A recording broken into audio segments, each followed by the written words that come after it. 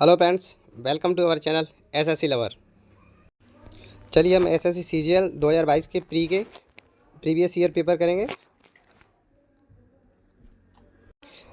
अगर आप SSC CGL CHSL की तैयारी करें तो ये वीडियो आपके लिए बहुत ही बेनिफिशियल होने वाली है, क्योंकि इसमें सीजीएल प्रीवियस ईयर पेपर हैं। तो ये ऐसा नहीं है सिर्फ सीजीएल के लिए, ये सीएचएसएल के भी टारगेट करके बनाई जा रही है। और आप यदि इस चैनल पर नए विजिट कर रहे हो तो इस चैनल को सब्सक्राइब कर लें, जिससे कि मैं भी मोटिवेटेड रहता हूँ। और यदि आपको किसी भी एग्जाम की प्रीवियस पेपर चाहिए तो आप मुझे कॉन्टैक्ट कर सकते हैं या मेंशन कर सकते हैं कमेंट बॉक्स में कि हाँ, इस सब्जेक्ट के और इस पार्टिकुलर किसी भी एग्जाम के आप सॉल्व करा दीजिए, मैं करा दूंगा। ठीक है, तो चलिए बिना टाइम वेस्ट किए चलते हैं अपने वीडियो में। देखिए पहला सवाल क्या है हमारा। देखिए, 6 घंटियाँ जो क्रमशः 3, 4, 6, 7, 8 और 12 सेकंड के अंतराल पर बजती हैं, एक साथ बजना शुरू करती हैं, कितने सेकंड के बाद वे फिर से एक साथ बजेगी। देखिए, अब ये सवाल है, आप ये कहें कि सीजीएल का है तो ये और किसी एग्जाम में नहीं आया जाएगा, ऐसा नहीं हो सकता है। ये एसएससी जीडी में भी पूछा गया सवाल है और ये हर एग्जाम के लिए बेनिफिशियल है। कुछ सवाल तो ऐसे होते हैं जो प्रत्येक आपके किसी न किसी एग्जाम में कंजुगेटिव लगातार आते रहते हैं। तो देखिए, इस सवाल को कैसे आप अप्रोच करेंगे। देखिए, ऐसे में जब आपको ये संख्या दे रखी हो और बोले कि अंतराल पर बजती हैं तो वे फिर से कितने बाद बजेंगी, कितने सेकंड बाद, या टाइम जो घंटे में दे रखा हो, किसमें भी सही। तो आप ऐसे में इन सभी संख्याओं का एलसीएम ले लीजिए। एलसीएम कैसे लेंगे, देखिए यहाँ से 3 है, 3, 6 है, 4 है और 6, 7, 8, 12। अब देखिए, इसमें से एक 7 ऐसी संख्या है जो इसमें से किसी से नहीं मिल रही है। 7 किसी में कॉमन नहीं है, तो इसका मतलब ये 7 7 तो पक्का आना है। अब देखिए, अब यहाँ पर मैं कुछ संख्या आपको बताता हूँ। देखिए, 12, 8 और 6 और 4 और 3, इनका एलसीएम आप बता सकते हैं। इनका एलसीएम होगा 24, क्योंकि 12 का सबसे बड़ा मल्टीपल देखते चलिए, और क्योंकि 24 है, जो 24 इन सबसे कटता है तो 24 हो गया। और 7 इसमें कॉमन है नहीं, तो 7 का इसमें मल्टीपल कर दो आप। कितना हो गया, 7 चौका 28, 7 चौका 28 और 7 दूनी 14, 16, 168। यानी कि 168 सेकंड बाद ये पुनः दोबारा से फिर से बजेंगी। ठीक है, एक साथ बजेंगी। ये 5 कितनी, 2, 4, 6 घंटियाँ हैं। ठीक है, तो ये आपको समझ में आया होगा कि ऐसे सवाल में आप इनका एलसीएम लेते हैं। एलसीएम भी आप समझ लीजिए ऐसे निकालते हैं जल्दी से। ठीक है, नेक्स्ट देखिए। अब देखिए, इस सवाल को पढ़िए, ये बेहद इंपॉर्टेंट सवाल है। एक काम का 25% भाग 15 दिनों में कर सकता है। ठीक है, उसने 15 दिन तक काम किया। देखिए, 15 दिनों में वह 25% करता है और 15 दिन तक ही किया है, तो उसने 25% किया, यानी 15 दिन में 25% का मतलब होता है 1/4। 15 दिन में उसने 1/4 काम किया है। ये वर्क है, ये काम है, मैं लिख देता हूँ यहाँ पर, ध्यान समझ रहे हैं, ये काम है। तो एक काम करने में इसे कितना वक्त लगेगा, ये 4 इधर मल्टीप्लाई कर देगा तो इसे 60 दिन में ये एक काम कर देता है। ठीक है, ये आपकी समझ में आ गया। अब देखिए क्या कह रहा है।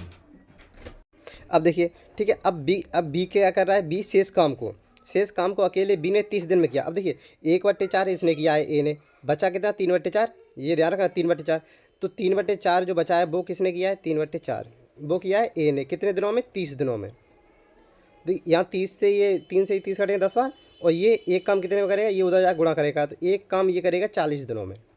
ठीक है, अब आपके पास इस सवाल सिर्फ इतना रहेगा कि ए किसी काम को 60 दिन में करता है, बी उसी काम को 40 दिन में करता है। ये सवाल इतना हो गया आपका।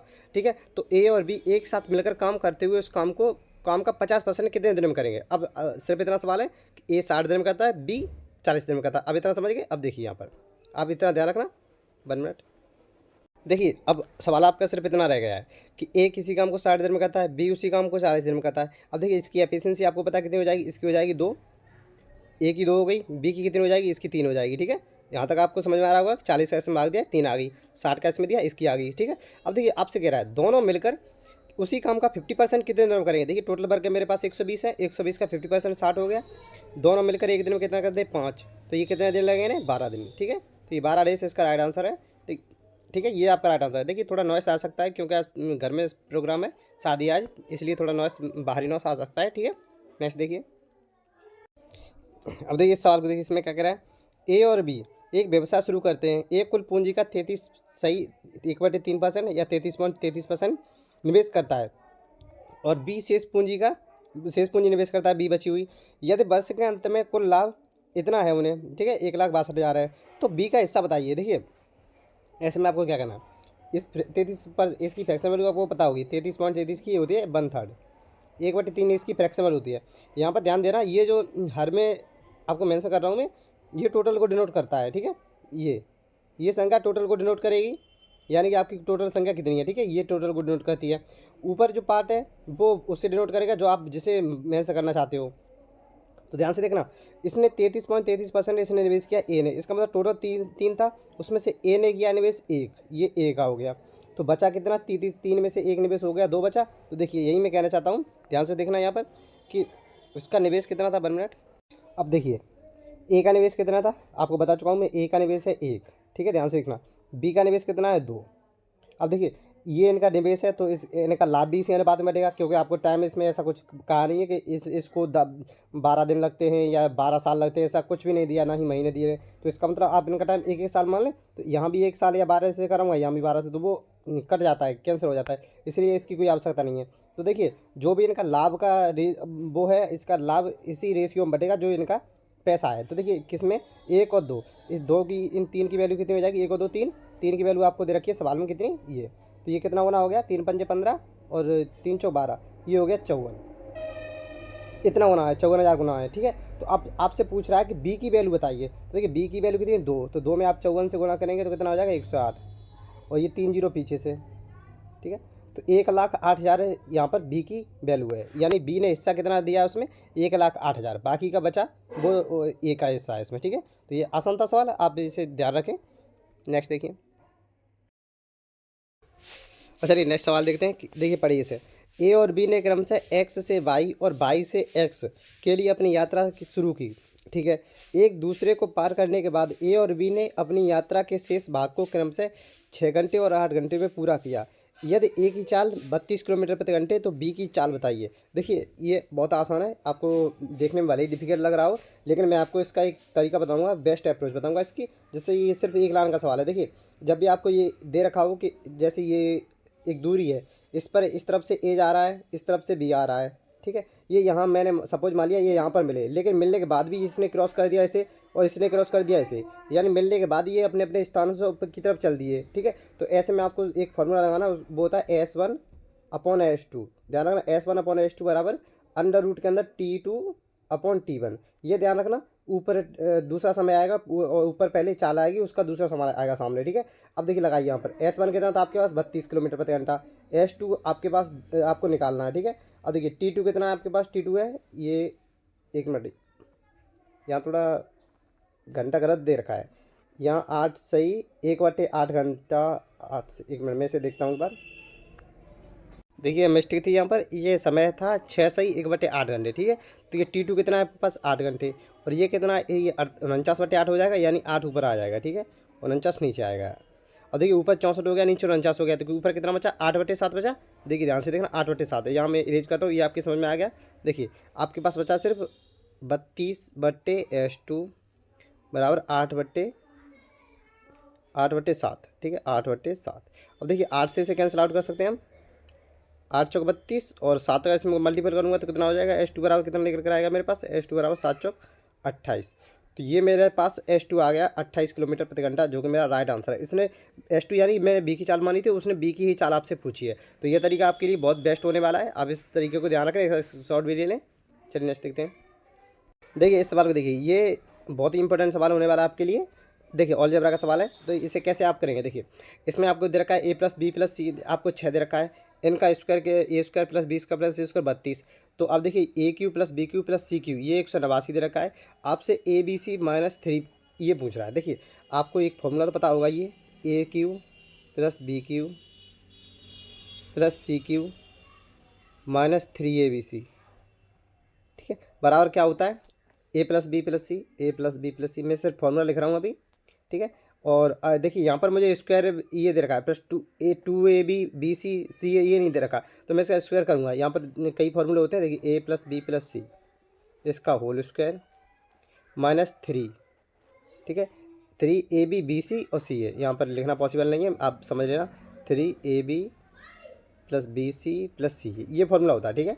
अब देखिए यहाँ पर मेरे पास ए बी और बी सी + सी ये है नहीं, इसका मतलब मुझे स्क्वायर करके निकालना पड़ेगा। तो देखिए कैसे निकालेंगे आप इसे, देखिए इसका आप स्क्वायर करेंगे कितना हो जाएगा, 36 बराबर क्या होगा, यहाँ समझना, इसका स्क्वायर कर रहा हूँ मैं, 36 बराबर होगा a² + b² + c² + के 2 ab + bc + ca, ठीक है, ध्यान से देखना।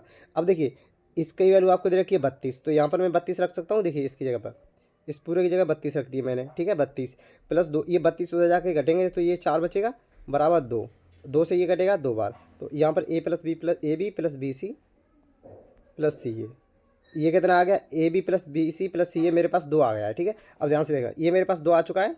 अब इसे याद रखना 2 आ गया है। अब आपको निकालना क्या है वो मैंने बता दिया था, आपको निकालना है। अब देखिए फॉर्मूला क्या होता है, A cube plus B cube plus C cube minus 3 ABC बराबर होता है A plus B plus C, यानी कि ये 6 आएगा। स्क्वायर स्क्वायर इसका स्क्वायर कितना हो जाएगा 36, ठीक है। स्क्वायर माइनस 3ABC, देखिए 3ABC और ABC कितना था 2, 3 दूनी 6 हो गया, ये हो गया 6, ठीक है। अब देखिए ये कितना हो गया, कितना हो गया 30 36 18 180 हो गया, ठीक है। 180 यहाँ तक आपको समझ में आ रहा है कि ये इस तरह से लिखूंगा तो आपको समझ में आएगा। वैसे आप भी कन्फ्यूज होंगे कि वो किसकी वैल्यू थी। अब देखिए ये इतना लिख दिया, यहाँ पर ये 180 हो जाएगा 180, ठीक है। अब आपको एक बात बताना, A cube plus B cube plus C cube की वैल्यू आपके पास कितनी दे रखी थी 189, इसकी जगह मैं 189 लिखूंगा 189, ठीक है, माइनस 3ABC। अब देखिए 3ABC उधर जाएंगे पॉजिटिव हो जाएंगे, ये 180 इधर आके नेगेटिव हो जाएंगे, तो कितना बचेगा 3ABC बचेगा आपके पास, 3ABC बचेगा 9।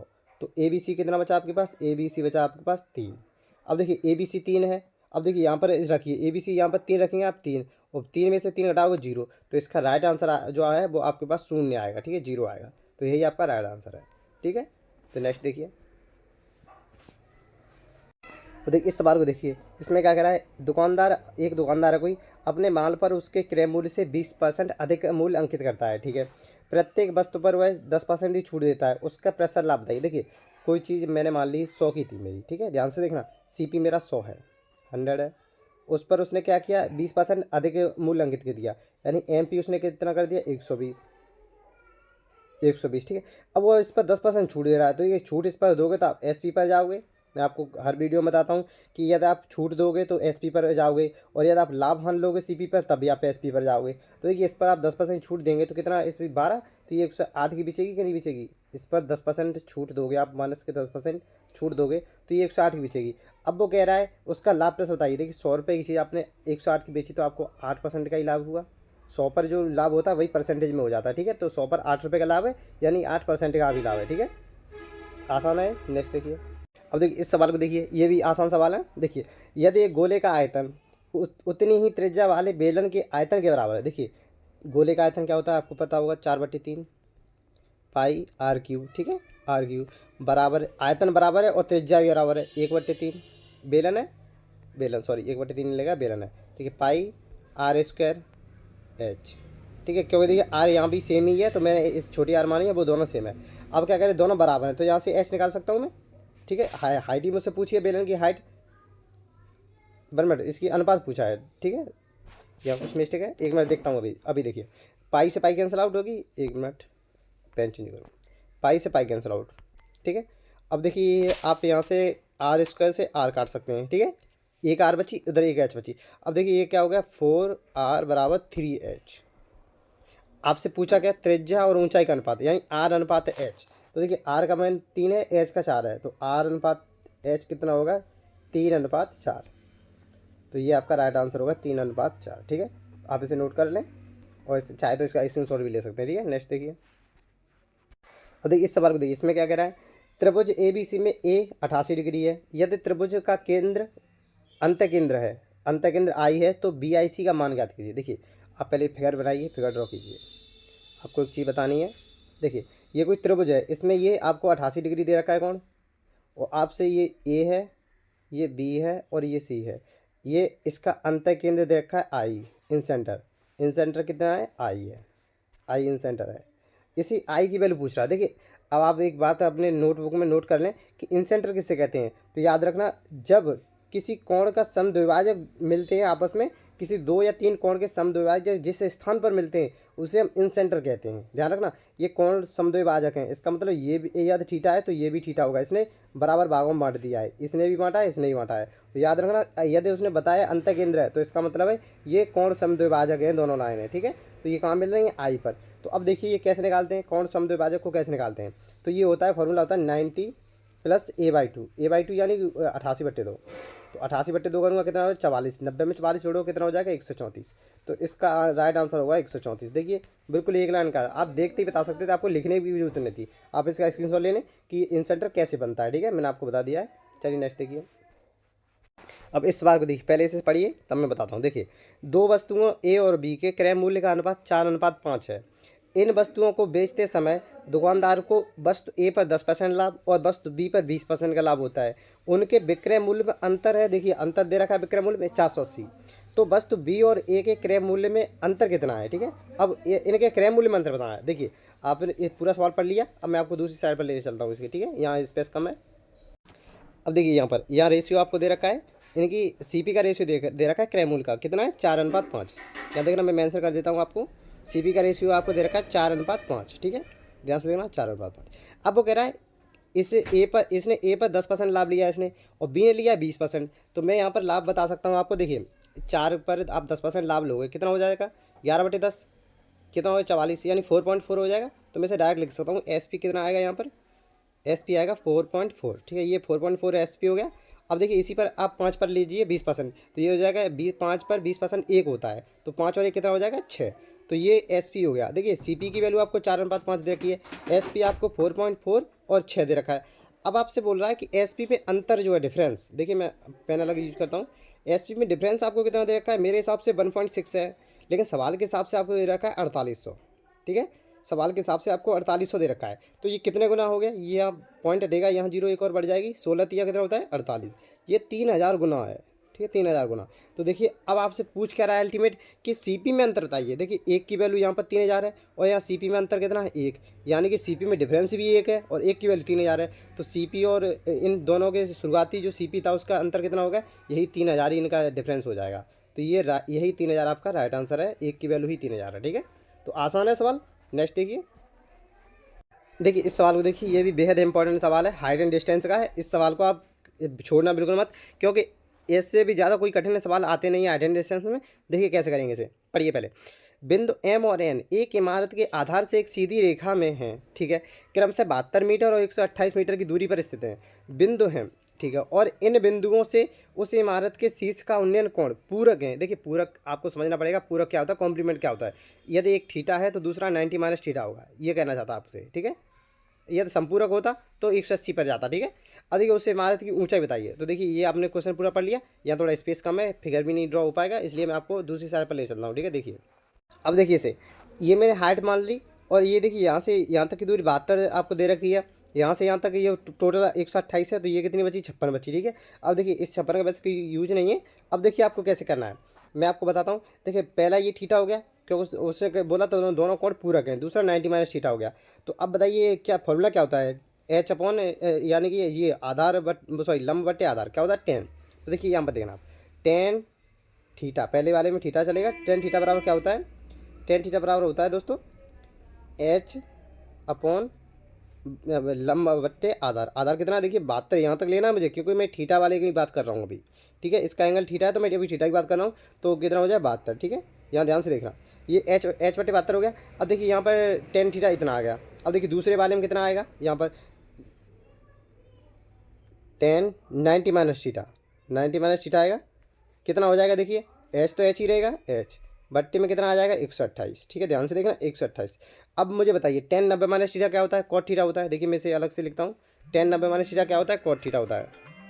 अब देखिए कॉट थीटा बराबर क्या होगा, एच बट्टे 128 होगा। अब ध्यान से देखना आप, यदि मैं इन दोनों का मल्टीपल करा दूँ, टेन थीटा बराबर एच बट्टे 72 और कॉट थीटा बराबर एच बट्टे 28, तो देखिए टेन थीटा और कॉट थीटा मल्टीपल कराओगे तो एक मिलेगा, क्यों, क्योंकि टेन थीटा कॉट थीटा बराबर का तो 1/10, तो ये 10 से 10 कैंसिल हो जाएगा। तो ध्यान से देखना आप, यहाँ मैं इसे इरेज करता हूँ, ठीक है। देखिए अब देखिए यहाँ 10 से ये कैंसिल हो जाएगा कॉट, आपको पता है, क्योंकि इस कॉट को मैं 1/10 लिख सकता हूँ, तो ये इधर बन बचा। देखिए अब ये एच स्क्वायर हो जाएगा, तो देखिए ध्यान से देखना एच स्क्वायर बराबर कितना हो गया 72 को कैसे लिख सकता हूँ 8 गुणा 9, ठीक है 72 हो गया, गुणा 128 को कैसे लिख सकता हूँ। अब देखिए यहाँ पर आप चाहे 8 से भाग दे लें, ठीक है, 8 एकम 8 और 4 8 8 से 48, 16 8 128 होता है, तो इसे 16 गुणा 8 लिख सकता हूँ, ठीक है। 16 गुणा 8 लिख दिया। अब देखिए इसमें से मुझे स्क्वायर रूट लेना है इसका, एच बराबर इसका स्क्वायर रूट, देखिए 8 यहाँ पर 2 बार आ रहा है तो 8 एक हो जाएगा, ठीक है, एक बार आएगा। देखिए 16 का कितना होता है 4 होता है, 9 का कितना होता है 3 होता है। अब इसका मल्टीपल कीजिए, 8 चौक 32, 32 का कितना होता है 96, तो इसका हाइट जो है वो 96 निकल कर आएगी। देखिए 96 से आपकी हाइट हो जाएगी, ये आपका राइट आंसर होगा 96, ये आपका राइट आंसर है। ठीक है, तो आसान सवाल है, ऐसे सवाल पेपर में देखने को मिलते हैं। अब वो थोड़ा स्पेस कम है इसलिए आपको बताने में थोड़ा वो होती है। चलिए नेक्स्ट देखिए अपना। चलिए आज इतने ही सवाल थे, तो उम्मीद करता हूँ ये वीडियो आपको पसंद आई होगी। यदि पसंद आई हो तो इस चैनल को सब्सक्राइब कर लें और वीडियो को लाइक और शेयर जरूर कर दें। ठीक है, तो मिलते हैं फिर नेक्स्ट वीडियो में। धन्यवाद।